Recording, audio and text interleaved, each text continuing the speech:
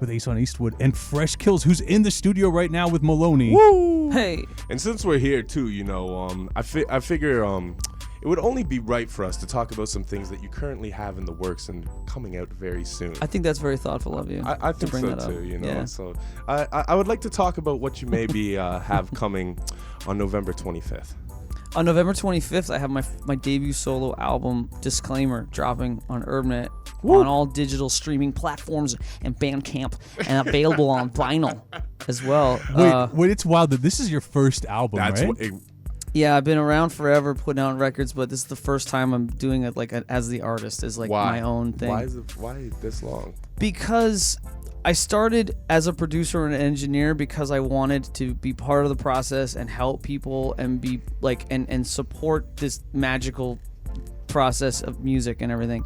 And I didn't want to be an artist. I really did. So I've avoided it at every turn. But it turned out that the pad playing and the MPC stuff, it turned out I was good at that, and it made sense for me to step into the light with that.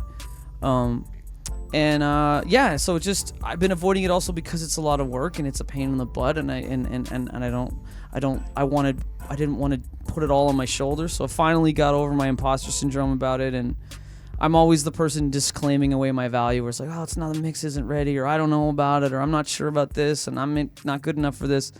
And just getting over that and saying, no, I gotta make a statement, an artistic statement, and this is it. And I'm over it and happy and just finally ready to do something. So, well, just to put it in context, though, do you have any idea how many albums you've put out, though? It's hundreds. Is it hundreds? Well, really? no, albums I put out. I mean, albums that you've been involved in, that you've made. Well, involved in, I don't know, thousands involved in. Yeah. But I mean, I put out records, Prem Rock and I put out records together. Mm-hmm. Les and I put out, Fraction, I put out record, Matt Dukes and I.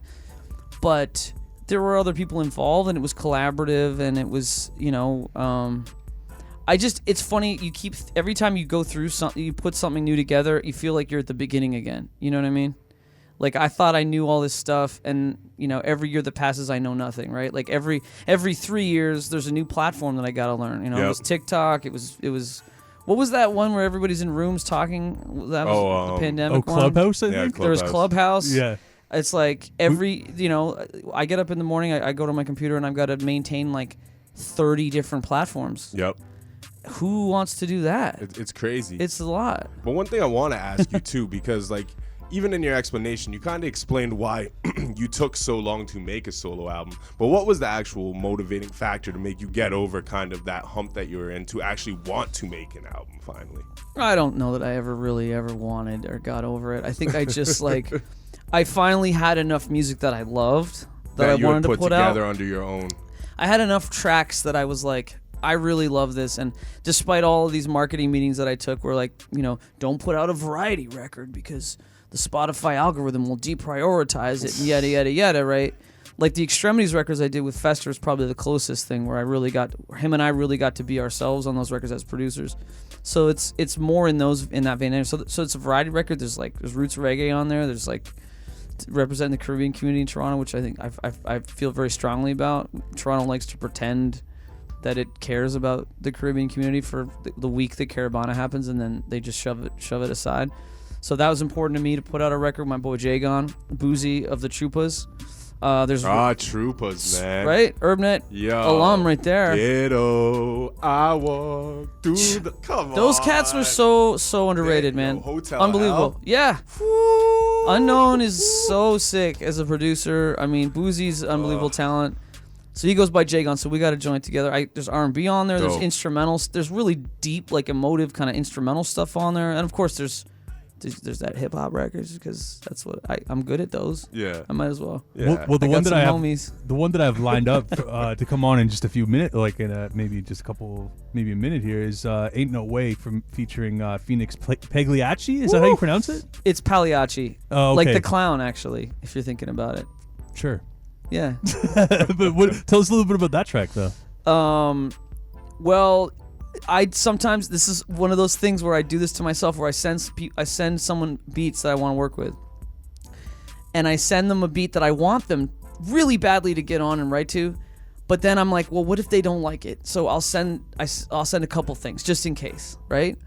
And not only did Phoenix show up with like that, having written something to the one I really wanted her to write to, because that's like, this is like one of the hardest beats I've ever made, I think.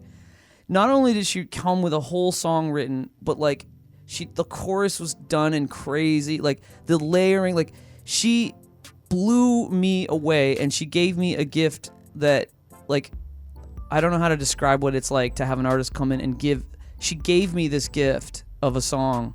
I didn't know what to do with it. Like, I literally was like, I have to put this out. Like, and so you asked me why I decided to finally put it out. It's like, I can't sit on this song. This song's insane. Yeah. Like, Phoenix is crazy on this. Like, it's criminal to not put this record out. Right. I feel like we should just get into it right now. Then let's get into this. Ain't No Way by what is it? Phoenix. What's her last name? Phoenix Pagliacci. Ain't No Way. This is a song about manifesting your destiny as an artist and actually becoming the thing. You know, becoming the sustainable music artist that we all strive for.